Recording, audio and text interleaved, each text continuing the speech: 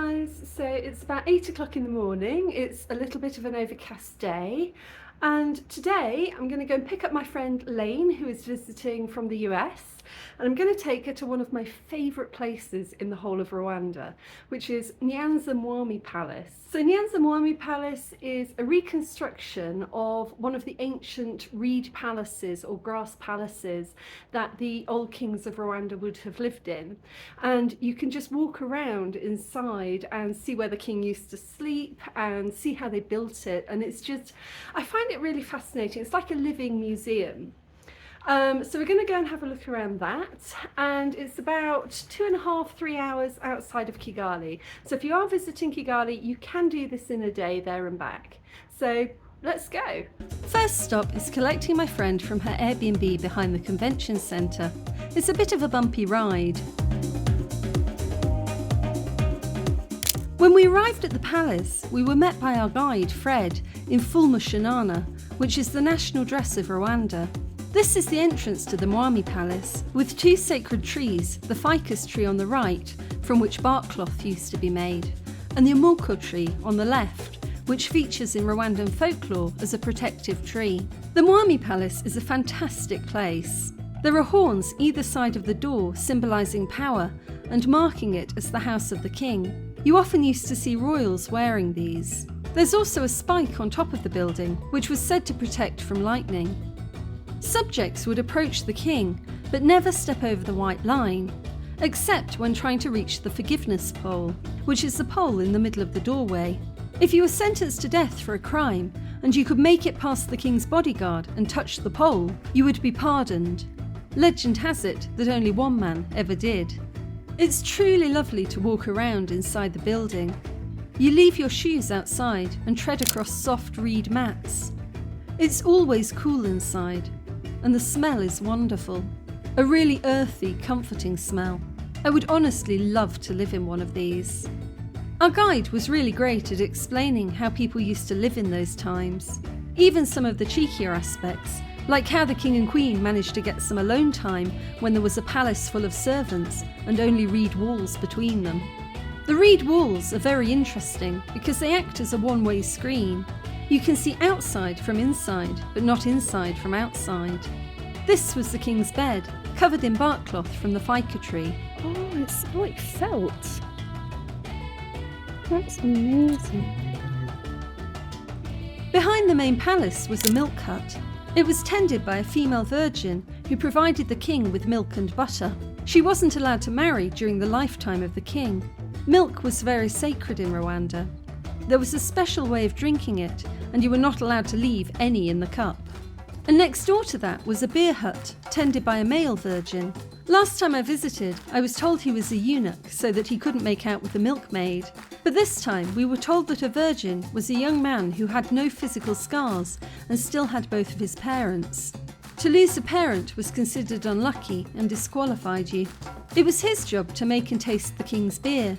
And there's no step around the outside of the hut so that he didn't fall over it after performing his duties. Next came my favourite part of the day, singing to the royal cows. The royal cows at Nyanza are traditional Rwandan longhorned cattle. They're considered sacred. They are never eaten, and when they die, they receive a full burial. They even have a personal guard who sings out their names to keep them calm and swats away the flies. Proper Rwandan cows. That's good. Wow. urayibona ino ntore ko ari igihami ikabona ikirangirire mu Rwanda rwa Gasabo urayibona ko inyange yazaritse ku masonga mazimana ikazihungura imanga umva nkunda ko zeza amahembe zigatukuza amasonga ziracubitira mu rwaro zigahinguranya mu Rwanda umva ziracubitisha amatwi amahembe agakeba imanzi wa ngeri we ngeri we erega ikivuya kigize intabire maze ingeri yamagira hejuru ndayikumbura sisinzire bigasa nk'imvura ikumbura umara yanze gukamirwa mu rutoke biratonyangirwa n'amakaka bigahinda nyamagaju kana amabere yabaye imitari umva yanzara gukamirwa inyuma y'ikiraro ngo ejo batazayita ikirarashyamba mbega ngwino twigendagendere twigire iyo bahabundangi kwa Nyamugabe inka warwamagaju kwa Nyamusasiri zikabamo ingeri itari amacamba ntigivogerwa n'amacibiri ivuka mu rukore rwa Nyempatsi Imana yayigize impaka bose nyita impaka barasi y'ikirere ikagenda n'ishyo mu ngango ikagira ingendo y'inyarubuga ikaba ngombwa rubanda ngere zikabamo rwiyamira imenera abahiza yo bitaga shebuja w'impanzi rwema rudahunikira zihiga imanzi nyamibwa zihinduye guta zikabamo ingeri yo mu marebe y'amarambi imwe ari mu banje yanga ikime n'ingabo z'icyugurura amarembe iribanza sema ruti rutanga isake kubikanwa rigize igiharunga mushinyaguriye mu maso ya rubanda nibwo ari mukubitiye mu ikubitiro ry'ubukombe n'uwamukurikira mukomeretsa n'uwari inyuma gusa nibwo bahita inyanza mu rukari ijya kumurikirwa inyambi nyamagana ya gitiswa bayoborwa n'irugomba mbogo n'ingo yiravye mu ngondi ikaba umurenzi mu kwanamira ikaba intera mu buranga rubiya ruti rumaze babishindiye ku indongozi ya rwangabwo.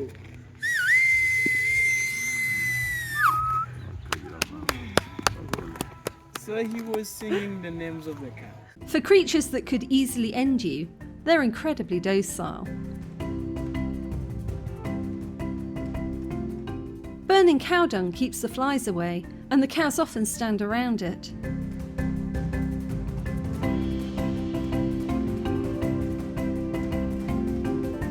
Sheep also come into the compound for protection against predators, and it's said that when the sheep and the cows are together, we're all protected from thunder. In the UK, we say that if cows are lying down, rain is on the way, because they like to have a dry patch beneath them.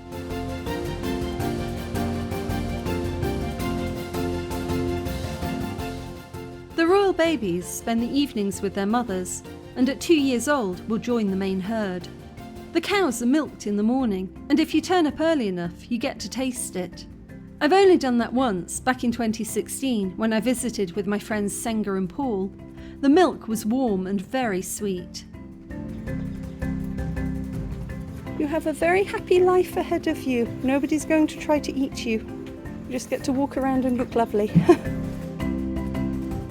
We also saw this very cute grasshopper. Grasshoppers are a delicacy in East Africa, but I've never seen one that looks like this before. It was really pretty.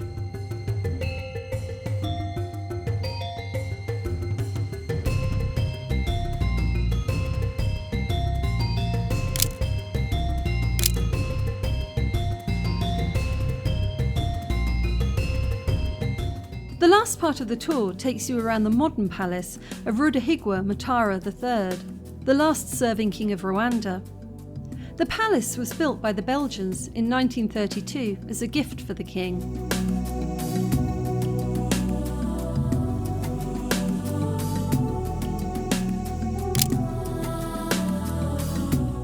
This was the first time that I've been allowed to take photographs inside the modern palace, and it's really fascinating.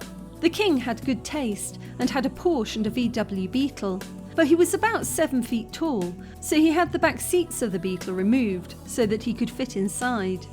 It's also really interesting to learn about the expansion of Rwanda through the ages. The main house was an impressive display of ceremonial spears and gifts given by dignitaries from around the world.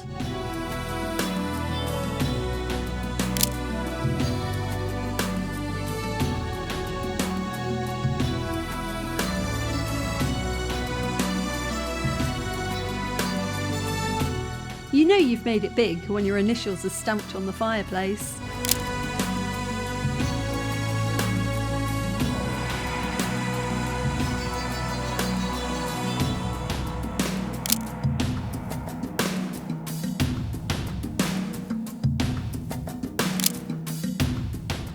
On the opposite hill, you can see a big white building. This was the new palace that Rudahigwa was building, but he died in 1959 before he was able to move in. Since then, it's been the National Art Gallery and now the Kwigira Museum. Back at the main entrance, it was time for lunch. There's a cafe next to reception that has a good selection of food and drink at very reasonable prices.